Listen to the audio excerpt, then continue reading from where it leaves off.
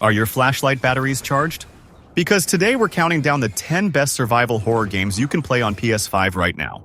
And when I say survival, I mean barely surviving. Low health, 3 bullets, and something breathing heavily around the corner. These are the games that make you check behind your couch after you turn off the console. The kind that make you say, just one more hour. And then suddenly, it's 3 a.m. and you're scared to pee alone. The Evil Within is grotesque, punishing, and relentlessly tense. A love letter to old-school survival horror wrapped in next-gen terror. The camera can feel claustrophobic, but that only adds to the suffocating atmosphere. Boss fights are grotesque set pieces, every one of them memorable and often deeply disturbing. The story leans heavily into psychological horror, with reality bending in ways that would make Silent Hill proud. It's not a perfect game. Technical hiccups and a slow-burning narrative may put some off. But for hardcore survival horror fans, The Evil Within hits a brutal sweet spot. Playing as Detective Sebastian Castellanos, you're thrown into a twisted nightmare of decaying hospitals, blood-soaked villages, and dimension-warping corridors, all crawling with abominations that feel ripped from the worst kind of fever dream. Ammo is scarce, traps are everywhere, and enemies don't always play fair. Exactly how survival horror should be. Darkwood. Set in a creepy, uncharted forest in Soviet-era Poland, Darkwood traps you in a place where daylight is your only salvation. Every day, you scavenge supplies, reinforce your hideout, and make desperate choices. Every night, you pray your makeshift barricades will hold. The game's real-time day-night cycle isn't just a mechanic. It's a countdown to terror. This top-down survival horror gem from Acid Wizard Studio is unlike anything else in the genre, embracing psychological terror and oppressive atmosphere over shock value. With no jump scares, Darkwood relies on sound design, paranoia, and an uncanny sense of the unknown. Crafting and survival elements are critical, but they're not overbearing. It's more about choosing when to fight, when to flee, and how to interact with the strange, often disturbing characters who inhabit this world. The story is fragmented and dreamlike, with branching paths and consequences that actually matter. Alan Wake 2. 13 years after the cult original, the sequel finally delivers on the promise of true psychological horror, swapping action-heavy pacing for dread-drenched atmosphere and narrative insanity. You split your time between two protagonists. Alan Wake, the tormented writer trapped in the dark place, and FBI agent Saga Anderson, investigating a string of ritualistic murders in a misty Pacific Northwest nightmare. Light is still your lifeline, burning away darkness before you can even damage enemies. But resource management is tighter this time, and encounters feel tenser, scarier. What truly elevates Alan Wake 2 is its commitment to weird. Live-action sequences, shifting environments, and narrative puzzles all blur the line between game and fever dream. Hello? My name's Ripley, Amanda Ripley. I need your help. Please take a seat. Someone will be with you shortly. Alien Isolation. There's no other survival horror game that captures raw vulnerability like Alien Isolation. You play as Amanda Ripley, daughter of Ellen Ripley, searching for answers aboard the crumbling space station Sevastopol. The station is a retro-futuristic death trap filled with flickering lights, malfunctioning androids, and panicked survivors. But it's the xenomorph, the real star of the show, that makes Isolation unforgettable. The alien isn't scripted. It learns, it adapts, it reacts to your every sound. Use a flamethrower too much? It'll start calling your bluff. Hide in lockers too often? It'll rip them open. That unpredictability is terrifying. Graphically, it nails the gritty 70s sci-fi aesthetic, and the sound design is some of the best in gaming. Each hiss, clang, and pulse raises your heart rate. And while the campaign is a bit long, it never truly loses its fear factor. Silent Hill 2 Remake. There's pressure when remaking a legend, and Silent Hill 2 isn't just any horror game. From the moment James arrives in the desolate, mist-covered town, the mood is thick. Every street, corridor, and fog-drenched corner oozes unease. The remake keeps the original's atmosphere intact, but ramps up the fidelity. The lighting, the sound design, the grotesque redesigns of enemies.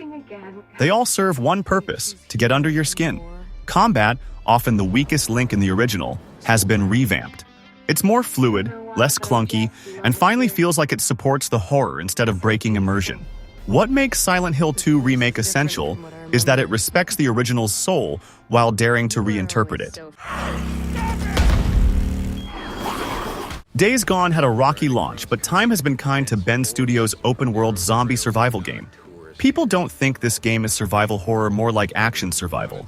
But there is nothing scarier than stumbling upon the horde for the first time, and the second time, and the third time. A compelling blend of survival horror, biker drama, and massive undead chaos.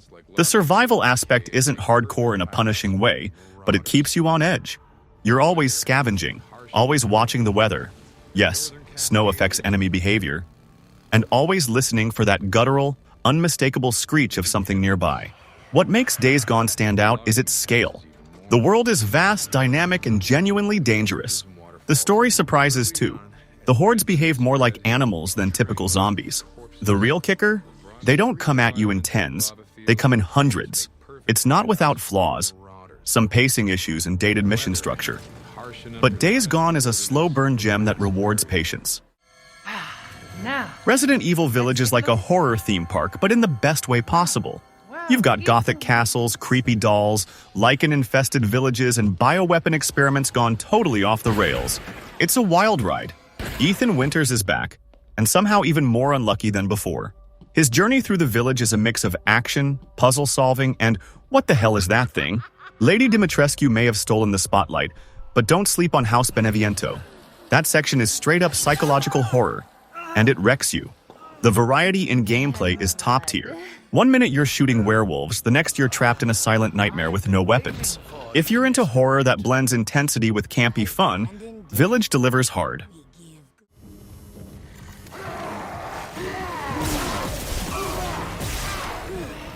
Dead Space Remake takes everything that made the 2008 original iconic and cranks it to 11. You're Isaac Clarke, an engineer sent to repair the USG Ishimura. The atmosphere is suffocating. The lighting system is dynamic, so shadows dance and flicker like they've got a life of their own. You'll be creeping down blood-slicked corridors where every vent is a potential death trap. The sound design? Unreal. You hear metal groans, whispers, screams, sometimes your own heartbeat, constantly keeping you on edge. Combat isn't your typical shoot-the-head deal.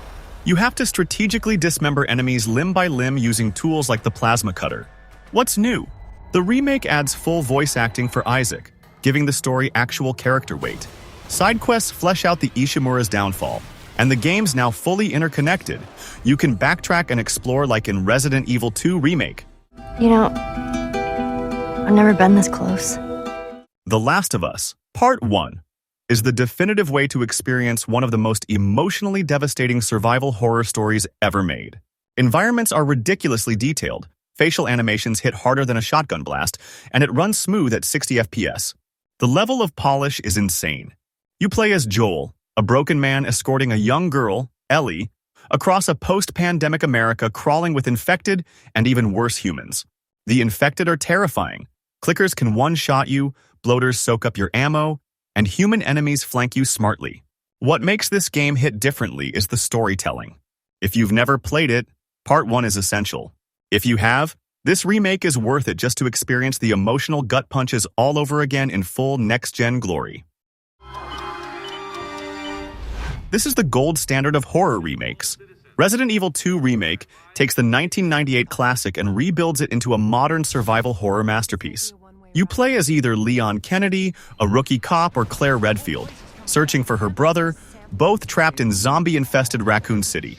From the moment you step into the RPD station, you're surrounded by tension, dread, and some of the best environmental design in horror gaming. This game oozes atmosphere. It's dark, and your flashlight is your best friend. This is pure survival horror. Tight inventory management, smart puzzles, claustrophobic tension, and just enough ammo to barely survive.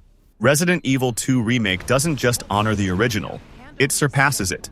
If you love the Resident Evil 2 Remake, then you're probably gonna like Resident Evil 3 and 4 Remake, so make sure to play them too.